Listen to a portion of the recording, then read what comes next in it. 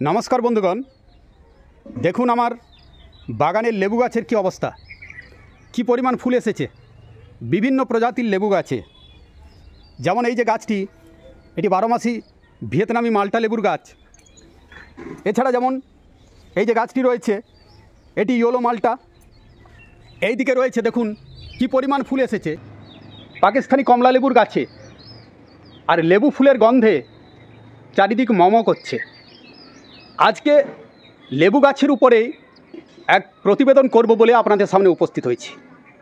কিভাবে যত্ন পরিচর্যা আপনারা করবেন লেবু গাছ থেকে প্রচুর ফল পেতে, সেই সম্পর্কে আজকে আপনাদের সঙ্গে আলোচনা করব।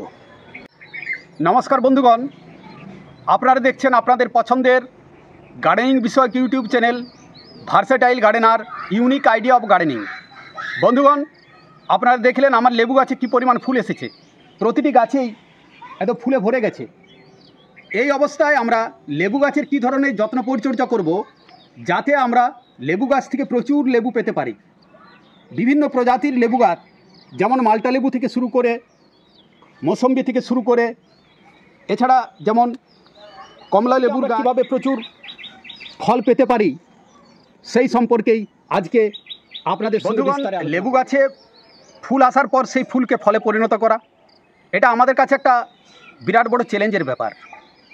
কারণ আমাদের গাছগুলো একটা ছোট্ট পরিসরের মধ্যে থাকে, টবের মধ্যে।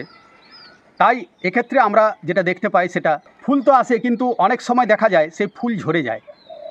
আবার অনেক সময় এটাও হয় ফুল থেকে ফল সেট হয়, ফলগুলো ঝরে যায় ছোট অবস্থাতেই, হলুদ হয়ে ঝরে যাচ্ছে।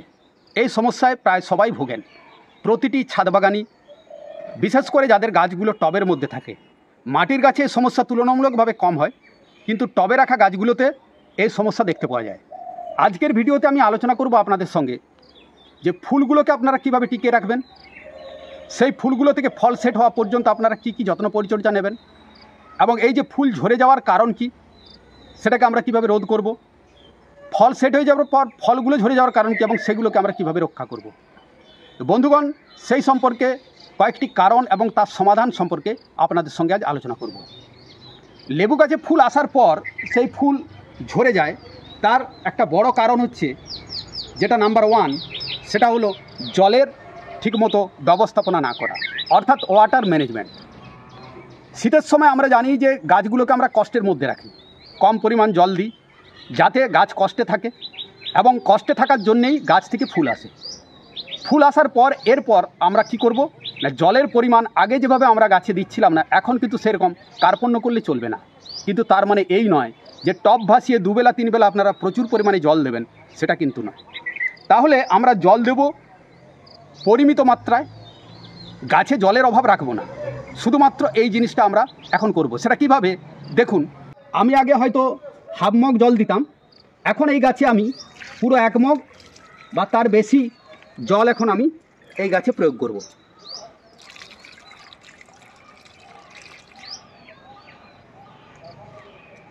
এইভাবে জলের বিষয়টা। এরপর ফুল পড়ে যাওয়ার বা ফল পড়ে যাওয়ার আরেকটি বড় কারণ হলো নিউট্রিশনের অভাব, অর্থাৎ পুষ্টি মৌলের অভাব। আমরা খাবার দিয়েছি মোটামুটি ধরুন নভেম্বর ডিসেম্বর মাসে, শীত শুরু হওয়ার ঠিক আগের মুহূর্তে। সেই সময় আমরা জৈব মিশ্র সার প্রয়োগ করেছি, তাতে এনপিকে ছিল, তাতে বিভিন্ন ধরনের হয়তো মাইক্রোনিউট্রিয়েন্ট আমরা ব্যবহার করেছি। এনপিকের হয়তো যোগানটা ঠিক আছে, কিন্তু অনেক সময় মাইক্রোনিউট্রিয়েন্টের অভাব হলে ফুল পতন হয়, ফুল ঝরে যায়। বিশেষ করে বোরন, জিঙ্ক, ম্যাগনেসিয়াম, এই সমস্ত পুষ্টিমৌলগুলির অভাব, এবং তার সঙ্গে সঙ্গে আমরা জানি ফুল ফোটার ক্ষেত্রে আর 2টি অতিমাত্রিক মৌল, যেমন পটাশিয়াম এবং তার সঙ্গে সঙ্গে ফসফরাস অর্থাৎ ফসফেট, এই দুটো বেশি মাত্রা আমাদের প্রয়োজন হয়। তাই এই সময় আমরা একটা কাজ করতে পারি, 1 মগ জলে অর্থাৎ 1 লিটার জলে 2 থেকে 3 গ্রাম 0050 মিশিয়ে আমরা ব্যবহার করতে পারি। এছাড়া এই সময় আমরা তরল খাবারটাও দিতে পারি, খোল পচা সার পাতলা করে, সেটাকে আমরা গাছের গোড়ায় প্রয়োগ করব, কিন্তু পাতলা করে। তাই এই সময় এই কাজটি করতে হবে, এবং মাঝে মাঝেই আপনাদের এই ফুল অবস্থাতে আপনারা স্প্রে করতে পারেন যে কোনো মাইক্রোনিউট্রিয়েন্ট। তাতে সেটা হতে পারে মোমোবিন, হতে পারে আরও ট্র্যাসকো বা এই জাতীয় যে কোনো ধরনের যে মাইক্রোনিউট্রিয়েন্টগুলো আছে। প্রতি লিটার জলে 1 ml আমি এটা স্প্রে অলরেডি 2বার করে দিয়েছি। তাই দেখুন এখন আমার এই গাছে সেভাবে কিন্তু ফুল পড়ে যাওয়ার সমস্যা এখন আমি দেখতে পাইনি। আর একটা বিষয় যেটা ফুল পড়ে যাওয়ার, সেটা হলো প্রাকৃতিক, এটা হবেই। এই যে দেখুন এই গাছটিতে ভালোভাবে আপনারা লক্ষ্য করলে দেখতে পাবেন কি পরিমাণ ফুল এসেছে। এখন এই সমস্ত ফুলগুলো যদি ফলে পরিণত হয়, তাহলে এই গাছের যা আকার, এই সমস্ত ফুলগুলো যদি ফলে পরিণত হয়, তাহলে এই ডালগুলো তো ভেঙে যাবে। তাই স্বাভাবিক নিয়মেই গাছ তার যতটা ধারণ ক্ষমতা সেই অনুসারে সে এই গাছে ফল রাখবে, তারপর পরবর্তী সময়ে যতটা ফল সেট হওয়ার ততটুকু রাখবে, বাকি সব ঝরিয়ে দেবে। এটা স্বাভাবিক নিয়ম, এটাও কিন্তু একটা কারণ। এছাড়া আরেকটা কারণ, যেটা একটা বড় কারণ, সেটা হলো অর্থাৎ চতুর্থ কারণ, যেটা ফাঙ্গাসের আক্রমণ, ছত্রাকের আক্রমণ। আমরা জানি যে ছত্রাকের সংক্রমণের ফলে যেমন ফ্লাওয়ার ড্রপ হবে, তার সঙ্গে সঙ্গে ফ্রুট ড্রপেরও সমস্যা আমরা দেখতে পাই। তাই এই সময় অবশ্যই আমাদের ফুল ফোটার পূর্বেই আমাদের কোনো ভালো একটা ছত্রাকনাশক স্প্রে করে দিতে হবে। আপনারা যদি এখনও স্প্রে না করে থাকেন, তাহলে বিকেলের দিকে, সকালের দিকে অবশ্যই নয়, বিকেলের দিকে প্রতি লিটার জলে 1 গ্রাম সাব ফাঙ্গিসাইড আপনারা মিশিয়ে স্প্রে করুন। এছাড়া কীটপতঙ্গের আক্রমণের ফলেও, যেটা পঞ্চম পয়েন্ট, অর্থাৎ পঞ্চম কারণ ফুলের পতন এবং ফলের পতনের, সেটা হলো কীটপতঙ্গের আক্রমণ। আমরা জানি যে নতুন পাতার সঙ্গে সঙ্গে ফুল আসে, যেমন এই যে দেখুন নতুন পাতা এবং তার সঙ্গে ফুল এসেছে। তাই এই সময় আমরা জানি যে নতুন পাতা মানেই তাতে বিভিন্ন পতঙ্গের আক্রমণ শুরু হবে, কীটপতঙ্গের, এবং সেগুলো নতুন পাতাকে যেমন ক্ষতিগ্রস্ত করবে, ফুলের কুড়ি এবং যে ফুলগুলো ফুটে যাবে তাদেরও ক্ষতিগ্রস্ত করবে। তাই ফ্রুট ড্রপ এগুলো তো হবেই। তাই এক্ষেত্রে ফ্লাওয়ার ড্রপ এবং ফ্রুট ড্রপ হওয়ার এটাও একটা কিন্তু বড় কারণ। এছাড়া আরও একটি কারণ, অর্থাৎ 6 নম্বর কারণ যেটি, সেটি হলো গাছে যদি কোনো রোগ থাকে। যেমন ধরুন অনেকের লেবু গাছে, এবং আমরা জানি যে লেবু গাছের প্রধান রোগ হলো ডাইব্যাক।